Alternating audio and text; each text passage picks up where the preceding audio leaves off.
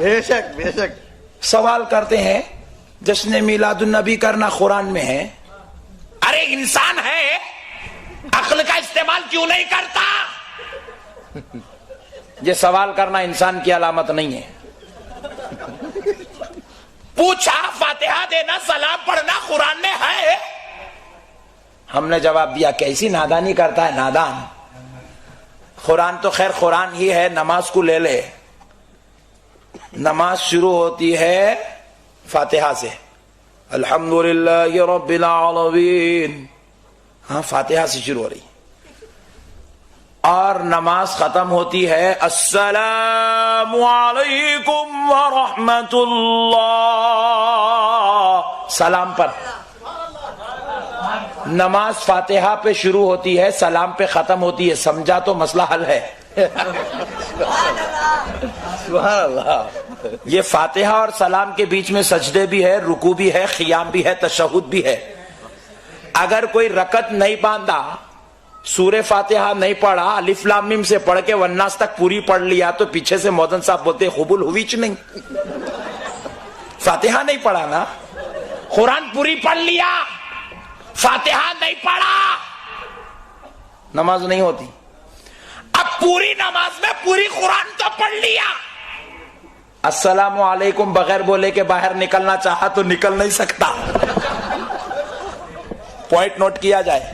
خدا کا بنایا ہوا قانون ہے. رب نے ایسا قانون بنا دیا، کہا سجدے بیچ میں، رکوع بیچ میں، تشہد بیچ میں، تسبیحات بیچ میں، قرآن بیچ میں، فاتحہ پہلے سلام آخر میں، تاکہ نماز فاتحہ سے شروع ہو اور سلام پہ ختم ہو جائے. پیارے بزرگوں اور دوستو قربان جاؤ، عقل ہوتی تو ہماری طرح سمجھ جاتا. ایک مسئلہ ذہن میں آ رہا ہے، سنا دیتا ہوں. ایک صاحب بولے مول صاحب آپ لوگ تو پورے کھانے کو پیدا ہوئے. میں نہیں سمجھا تھا کڑپا کا ماحول اتنا بہترین ہے، آپ لوگ تو زندہ قوم ہے. پیارے بزرگوں اور دوستو، اب شرارت میں تھی وہ جملے، تو میں نے بھی محبت میں جواب دے دیا، جی ہاں میاں، کھانا خوب کھانا جنتیوں کی علامت ہے. سبحان اللہ. ارے کامل صاحب نئی ٹیکنیک بیان کر دیا. بولے جیسا سوال ویسا جواب، اب قرآن حدیث نہیں پوچھنا بیچ میں. بولے مول صاحب اب تک تو ہم سنے تھے کہ جو نماز پڑھتا ہے وہ جنت کو جاتا ہے، جو روزے رکھتا ہے وہ جنت کو جاتا ہے، جو حج کرتا ہے وہ جنت کو جاتا ہے، اور آپ کہہ رہے کھانے والا جنت میں جاتا ہے. تو میں نے کہا بے شک نمازی، عابد، زاہد، متقی، پرہیزگار تو جنت میں جائیں گے، ساتھ میں کھانا کھانے والے 11ویں کا کھانا، 12ویں کا کھانا، رجب کے کنڈے، معراج کا کھانا، شب قدر کا کھانا، پوروں کی فاتحہ ختم ہو جائے تو پھر اپنے دادا کی، پھپھا کی، خالو کی، ماموں کی فاتحہ کا کھانا. یہ جو لوگ کھاتے ہیں یہی لوگ جنت میں جاتے ہیں. پوچھے مول صاحب وہ کیسا؟ تو میں نے کہا دیکھو، یہاں تو نماز پڑھ رہے ہو ضروری ہے، مگر جنت میں نماز پڑھو گے؟ تھوڑی دیر سوچیں. آپ عقل والے ہیں، جواب دے دیے. آپ انسان جو ٹھہرے، آپ جواب دے دیے، لیکن وہ جواب نہیں دیا. تو میں اس کے جواب لینے کے لیے پوچھا، ذرا جنت کی مسجد کا نام تو بول. جنت کی مسجد میں جو خطیب صاحب جمعے کی نماز پڑھائیں گے، خطبہ دیں گے، ان کا نام تو بول. جنت کے اندر جو اذان ہوگی، اذان کے کلمات کیسے ہوں گے، اذان دینے والے مؤذن کا نام کیا ہوگا. پھر جنت میں سورج نہیں ہوگا تو سورج ڈوبنے سے پہلے فجر پڑے گا یا بعد میں؟ ٹینشن میں پڑ گیا. میں نے کہا جنت کی مسجد تو تو نہیں بتا سکتا، مگر میرے ساتھ چل، میں تجھے آم کے جھاڑ بتا دیتا ہوں، جام کے جھاڑ بتا دیتا ہوں، سیب بھی بتا دیتا ہوں، رف بھی بتا دیتا ہوں، شہد کی نہریں بتا دیتا ہوں، شرابن طہورا کی نہریں بتا دیتا ہوں، سلسل و سبیل بتا دیتا ہوں، تجھے مان طہورا بتا دیتا ہوں. رب نے جنت میں مسجد نہیں رکھی، لیکن غلامان مصطفیٰ کے لیے کھانے کی غذائیں رکھی ہیں.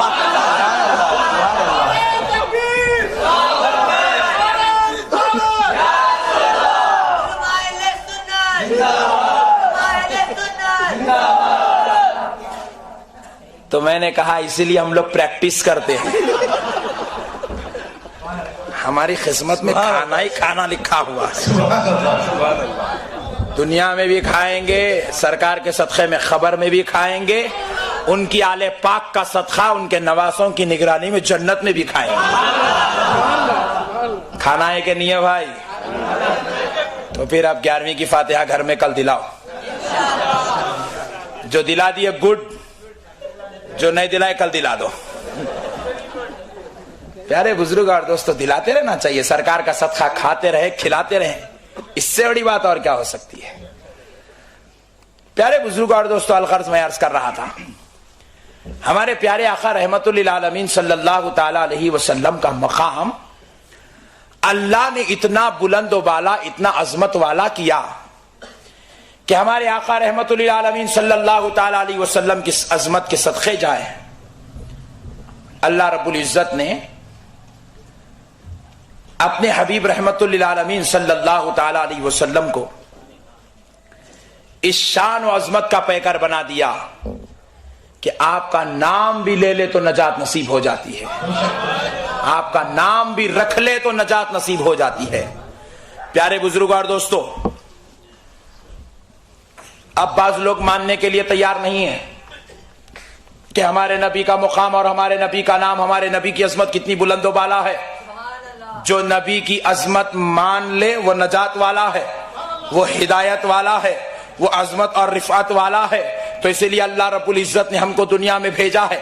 ہم اپنے نبی کا صدقہ کھا بھی رہے ہیں, دنیا والوں کو کھلا بھی رہے ہیں. اور اب دیکھیے پیارے بزرگ اور دوستو, ہمارے آقا سرکار مدینہ رحمت للعالمین صلی اللہ علیہ وسلم کے نام اقدس پر ہم دنیا والوں کو کھلاتے بھی ہیں اور ہم خود اللہ کے فضل سے کھاتے بھی ہیں. ایک بات اور سنا دیتا ہوں. ایک صاحب نے پوچھا, مولانا یہ فاتحہ کا آپ لوگ کھاتے ہیں, کیا یہ کھانے سے کچھ ملتا؟ میں نے کہا بھائی ضرور ملتا. بولے مول صاحب کیا ملتا؟ تو میں نے کہا ہمارے دادا حضرت کے تعلق سے ہمارے خاندان میں یہ بات بڑی مشہور ہے اور ہم نے بھی اپنی آنکھوں سے دیکھا ہے. وہ جب انتقال کر رہے تھے تو ان کے دانت بھی سلامت تھے, ان کی آنکھ بھی سلامت تھی, بغیر اینک کے دیکھتے تھے اور بغیر حلوہ بنائے کے روٹی اور غذا کو سلامت کھاتے تھے اور بغیر لکڑی پکڑے کے چلتے تھے. 92 سال کی عمر میں انتقال کر گئے اور وجہ اتنی صحت کی یہ تھی کہ وہ ہر وقت دسترخوان پہ بیٹھتے ہی کھانے پہ پہلے فاتحہ دیتے تھے, بعد میں کھانا کھاتے تھے. سبحان اللہ. اس کو سمجھ میں نہیں آیا. سمجھنے کے لیے آپ کو میں نے بتایا عقل کی ضرورت ہے. اب آپ کیا کیا سمجھتے ہیں سمجھتے چلیے, میں تو کچھ نہیں کہہ رہا ہوں اپنی زبان سے. پیارے بزرگ اور دوستو, نہیں سمجھ میں آئی تو میں نے چاہا کہ بھئی اور تھوڑا ٹرانسلیشن ذرا تفصیل کر دی جائے. میں نے کہا بھائی آپ کے گھر میں کسی انسان کو ہارٹ کی پرابلم ہوگی؟ بولے ہاں ہے نا مول صاحب. میں نے کہا کسی کو کینسر کی بیماری بھی ہوگی, دور دور کدھر نہ کہیں کچھ نہ کچھ تو ہوگا؟ بولے ہاں ہے. میں نے کہا کسی کو کڈنی پرابلم بھی ہوگی؟ بولے جی ہاں ہے. میں نے کہا آپ کو بھی کبھی سر میں درد ہوا ہوگا, آپ کو بھی کبھی بخار آیا ہوگا, کبھی علیل تھے ہوں گے؟ بولے بہت زبردست تھا مول صاحب, اللہ کا شکر ہے بچ کے آ گیا. تو میں نے کہا ذرا بتائیے, جب آپ کے خاندان اور قبیلے والے بیمار ہوتے ہیں, چاہے وہ پرابلم ہارٹ کی ہو یا کڈنی کی ہو یا کینسر کی ہو, تو کیا لیتے ہیں؟ بولے گولی. میں نے پوچھا اتنی بڑی ہوتی ہے یا اتنی؟ بولے اتنی. میں نے پوچھا وہ کون سی کمپنی میں بنتی ہے؟ بولے جی پلا ریڈی. جی پلا ریڈی فارمیسی میں اتنی گولی بنتی ہے, اتنی کھا لیا تو ہارٹ کی پرابلم سالو. پیٹ گیسز سے پھل گیا, اتنی گولی ڈال لیا پورا نارمل ہو گیا. ارے واہ. پلا ریڈی فارمیسی میں بننے والی گولی کو خدا نے بنایا؟ بولے نہیں مول صاحب ڈاکٹرز بناتے ہیں. کیا باتیں کر رہے ہیں آپ؟ بولے ڈاکٹرز جو گولی بنا دے وہ انسان کو رات میں اگر کھا کر سو جائے تو بی پی کو نارمل, شوگر کو نارمل, دل کو سنبھالتے ہیں, خون کی دورانی کو برابر کرتے ہیں, کینسر کو بڑھنے نہیں دیتے. میں نے کہا نادان ذرا سوچ, جی پلا ریڈی فارمیسی میں اگر کوئی ڈاکٹرز بیٹھ کر ایک گولی بناتے ہیں, وہ ایک گولی اگر انسان کو سنبھال سکتی ہے تو پتا یہ چلا کہ کافر ڈاکٹرز کے ہاتھ میں یہ کمال آ گیا کہ وہ مرنے والے انسان کو بچانے کی صلاحیت رکھ رہا ہے. ایک ڈاکٹر 5 سال کا طالب علم اگر MBBS کالج میں گزار لے تو اس میں اتنی قوت آ جاتی ہے, اتنی صلاحیت آ جاتی ہے کہ وہ اپنی فارمیسی میں بیٹھ کر جو گولی بنا لیتا ہے, جو کیپسولز بنا لیتا ہے, جو ٹونک بنا لیتا ہے, وہ انسان کے لیے جینے کا سبب بنتی ہے. تو میں نے کہا نادان, پھر تو تجھے ماننا پڑے گا فاتحہ کا کھانا شفا کا سبب ہے, کیونکہ جی پلہ ریڈی فارمیسی میں کسی کافر کا علم کام کر رہا ہے, یہاں فاتحہ میں قرآن والا علم کام کر رہا ہے, اللہ والا علم کام کر رہا ہے, جنت والا علم کام کر رہا ہے, مصطفیٰ والا علم کام کر رہا ہے. خدا کی زبان سے جو کلام نکلا وہ اگر فاتحہ پہ پڑھ دے تو مجھے کہنے دے اب کھانے کا دانا نہیں رہتا بلکہ گولیوں سے زیادہ اثر والا ہو جاتا ہے. نعرے تکبیر, نعرے رسالت, علماء اہل سنت. اس لیے پیارے دوستو فاتحہ دینے میں شرمانا نہیں چاہیے, فاتحہ دینے میں کبھی نہیں شرمانا چاہیے, کیونکہ وہ اللہ کا کلام ہے, اس کے اندر برکتیں ہیں, اس کے اندر رحمتیں ہیں.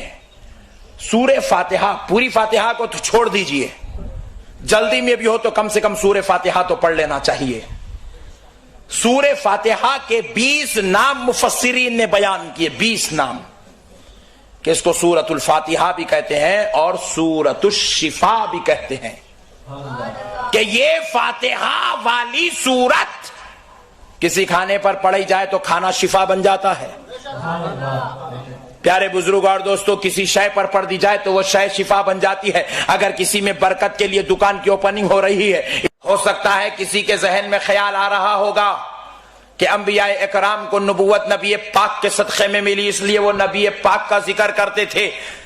نہیں پیارے بزرگ اور دوستو, صرف انبیاء ہی ہمارے نبی کا ذکر نہیں کرتے تھے, بلکہ ہمارے نبی کی آمد سے پہلے انبیاء کی امتیں بھی ہمارے نبی کا تذکرہ کرتی تھی. سبحان اللہ. ذرا دیکھیے حضرت موسیٰ علیہ السلام کا مقدس اور مبارک زمانہ ہے. حضرت موسیٰ علیہ السلام کے زمانے میں آپ کے ایک امتی کا انتقال ہو گیا.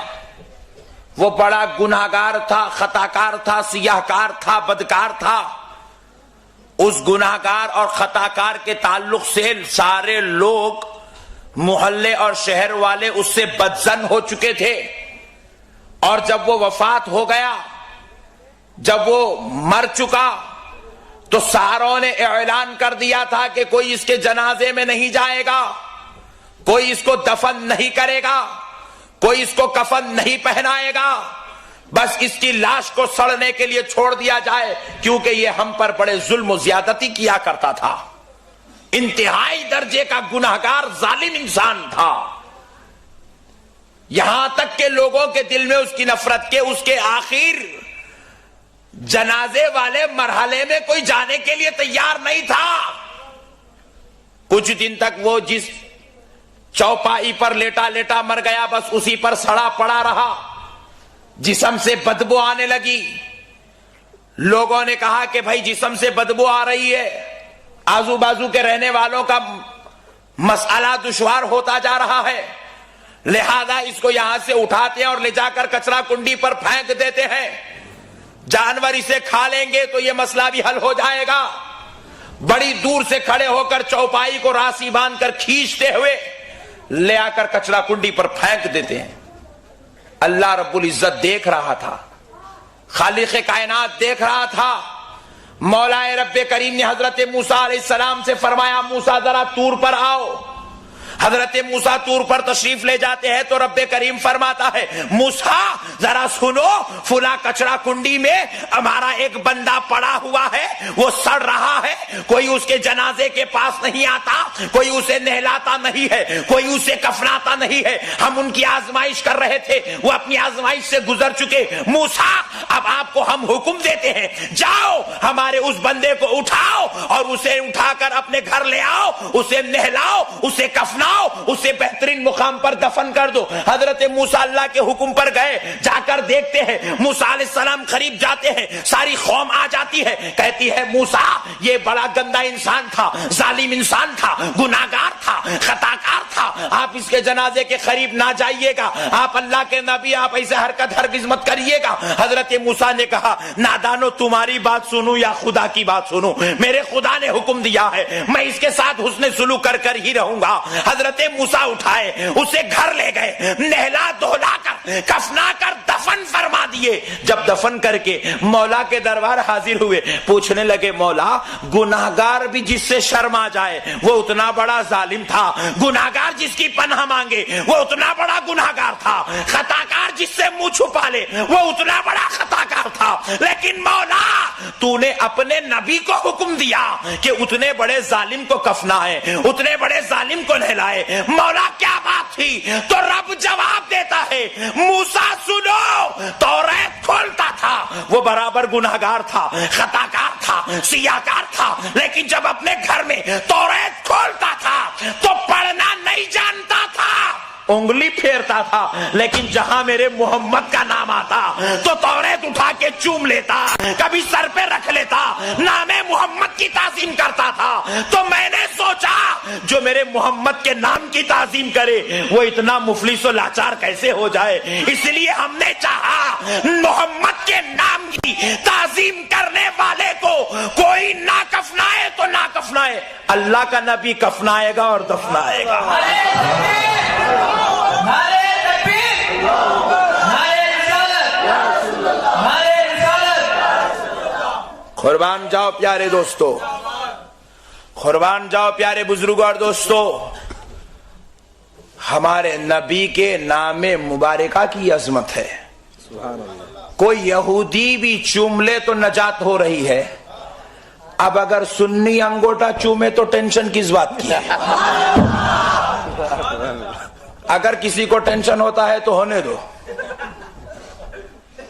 ہم تو مسئلے حل کرنے والے ہیں۔ پیارے بزرگوں اور دوستو، لوگوں کو بہت سارے مسائل پر اختلاف ہے، لیکن آج ہم کسی اختلافی مسئلے پر گفتگو نہیں، ہم صرف اصلاحی مسئلے پر گفتگو کریں گے۔ ہم کڑاپا کے ہر مسلمان کو یہ دعوت دیتے ہیں کہ وہ نبی کا سچا غلام بن جائے، وہ نبی کا عاشق بن جائے۔ خدا کی قسم آج دنیا دیکھ رہی ہے، نجات اگر کسی کو کہیں نصیب ہو سکتی ہے تو مصطفیٰ کی غلامی میں نصیب ہو سکتی ہے، اور کوئی دوسرا میدان آج باقی نہیں ہے۔ لوگ نیوکلیئر بنائے، دیکھ لی انگار لگ گئی، بڑے بڑے چیف منسٹر بن گئے، دیکھے پورا بازار خراب ہو گیا، آج اپنے ہی گھر میں اپنے کو لڑنے کی نوبت آ گئی۔ آپ سمجھ گئے تو گڈ، نہیں سمجھے تو ویری گڈ۔ پیارے بزرگوں اور دوستو، رب بتا رہا ہے نادانو تم اپنے آپ کو سب کچھ مت سمجھو، میں تمہارا خدا ہوں۔ جو لوگ چند دنوں میں خدائی کا دعویٰ کرنے والے تھے، خدا نے ان کو ایسے جلا دیا کہ چہرہ تک نظر نہیں آیا۔ رب بتا رہا ہے نادانو خدا میں ہوں، اور اگر نجات چاہتے ہو میرے جاہو جلال سے تو میرے مصطفیٰ کی کمبل میں چھپ جاؤ، میرے نبی کی رحمت میں چھپ جاؤ، تمہیں نجات نصیب ہو جائے گی۔ میرے پیارے بزرگوں اور دوستو، قربان جائیں ہمارے آقا کے مقام پر۔ دیکھیے حضرت اسحاق علی نبینا علیہ الصلوۃ والسلام کون ہے؟ آپ کو معلوم ہونا چاہیے کہ حضرت اسحاق حضرت ابراہیم کے بیٹے ہیں۔ حضرت اسحاق علیہ السلام کی امت میں اللہ نے 70,000 نبیوں کو پیدا کیا، آپ کی اولاد میں 70,000 پیغمبر پیدا ہوئے۔ حضرت ابراہیم علیہ السلام کے بیٹے اسحاق علیہ السلام ایک بار راستے سے گزر رہے ہیں، ایک معذور شخص اپنی بنڈی پر بیٹھا ہوا ہاتھوں سے اپنے جسم کو گھسیٹتا ہوا آگے بڑھ رہا تھا۔ اس نے حضرت اسحاق کا گزر ایک دوسری گلی سے دیکھا تو چلا اٹھا یا محمدہ یا محمدہ۔ سبحان اللہ۔ حضرت اسحاق علیہ السلام پریشان ہوئے، یہ نام کون پکار رہا ہے، کدھر سے کہاں سے پکار رہا ہے؟ پلٹ کر دیکھتے ہیں تو ایک معذور شخص جس کے دو اپنے پیروں سے معذور ہے، ایک پنڈی پر بیٹھا ہاتھوں سے کھسکتا ہوا مجھے پکار رہا ہے۔ حضرت اسحاق دوڑے دوڑے اس کے قریب آئے اور آ کر کہنے لگے، اے پکارنے والے ذرا بتا تو صحیح تو نے مجھے کس نام سے پکارا ہے؟ کہا کہ میں آپ کو محمد کے نام سے پکار رہا ہوں۔ کہا تجھے کیسے معلوم کہ میرا نام محمد ہے؟ تو کہا سنو، میں نے پچھلے نبی کی کتاب میں پڑھا تھا محمد ایک ایسی ذات آئے گی جب وہ چلیں گے تو راستے سے خوشبوئیں مہکا کریں گی، قیامت کے قریب ایک ایسی ذات آئے گی